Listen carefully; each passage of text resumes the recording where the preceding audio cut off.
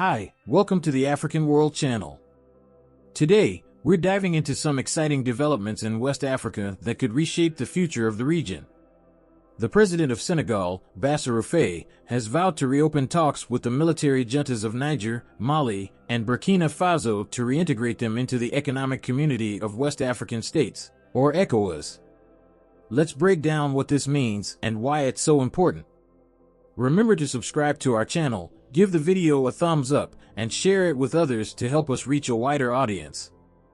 Now let's get back to the video. We have some exciting and crucial news about the future of West Africa.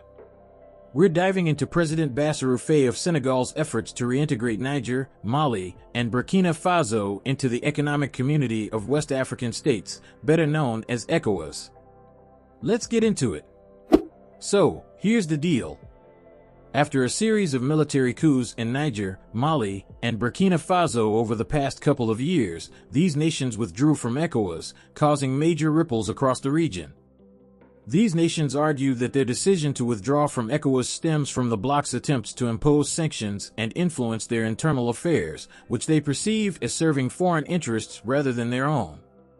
Supporters of the juntas argue that ECOWAS's actions were heavily influenced by foreign interests, particularly Western countries that have a stake in the region's stability and resource management. By imposing sanctions, ECOWAS was seen as prioritizing the interests of these foreign powers over the sovereignty and will of the local populations. Burkina Faso, Mali, and Niger are rich in natural resources. Critics argue that foreign nations, through ECOWAS, seek to maintain control over these resources by ensuring compliant governments are in place. The military juntas, on the other hand, claim they are protecting their country's sovereignty and right to self-determination.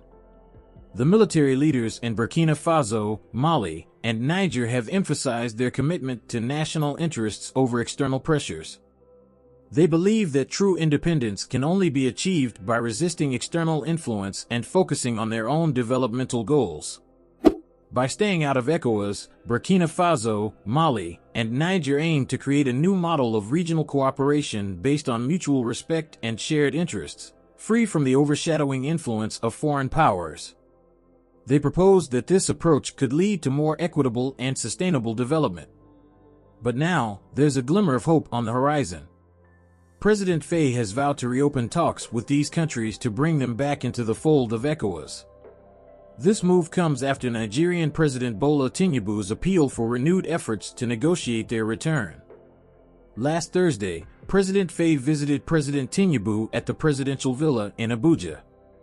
During their meeting, Faye expressed optimism about discussing and convincing their brothers to return to the regional bloc.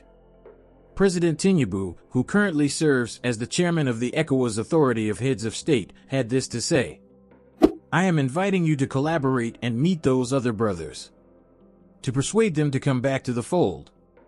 Tinubu's call for unity comes 4 months after Niger, Mali, and Burkina Faso officially withdrew from ECOWAS. Their withdrawal was a response to what they described as illegal sanctions following unconstitutional changes in government. Let's rewind a bit to understand the context. Assimi Goïta was the leader of the National Committee for the Salvation of the People, a military force that seized power from former President Ibrahim Boubacar Keïta in the 2020 Malian coup d'état. Goïta later seized power from Bola in the 2021 Malian coup d'état and has since been declared interim president of Mali. Then in 2022, Burkina Faso saw not one but 2 coups. The military first overthrew President Roch-Marc Christian Kabore, and later, Lieutenant Colonel Paul-Henri Damiba was replaced by Captain Ibrahim Traoré. Fast forward to June 2023, and Niger joined the list when General Abdourahmane Tiani detained President Mohamed Bazoum and declared himself leader. The impact of these coups and subsequent withdrawals has been significant.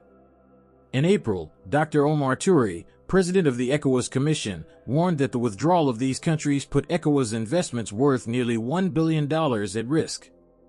At the meeting, President Tinubu emphasized the importance of democratic governance and the rule of law.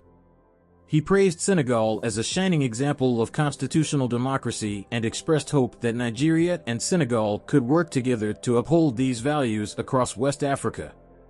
According to President Tinubu, Constitutional democracy is what Senegal proved to the rest of the world and Africa.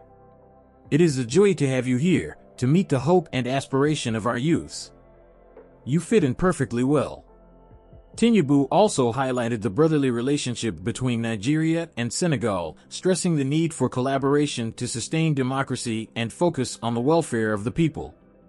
He addressed the pressing issues of terrorism, human trafficking, and poverty, which plague the region. President Faye, in response, expressed confidence in Tinubu's wisdom and experience to help mend the relations within Ecowas. He emphasized the importance of regional integration and the legacy of the community's founding fathers. Faye also called for the reactivation of the Nigeria-Senegal Joint Commission to boost bilateral relations in diplomacy, trade, and beyond. United, we are stronger. Faced with common challenges, such as human trafficking, migrant smuggling, and all other challenges, we need to show resolve to confront these challenges so that economically we can thrive and satisfy the wishes of our people, President Faye said. This visit was significant as it was Faye's first to Nigeria since taking office on April 2, 2024. The 44-year-old leader won the March 24th election with over 54% of the votes, and he's already making bold moves to unify the region. So, what does this all mean for West Africa? If President Faye and President Tinubu succeed in their efforts, it could undermine the progress that Niger, Burkina Faso, and Mali have made, particularly in their fight against terrorism.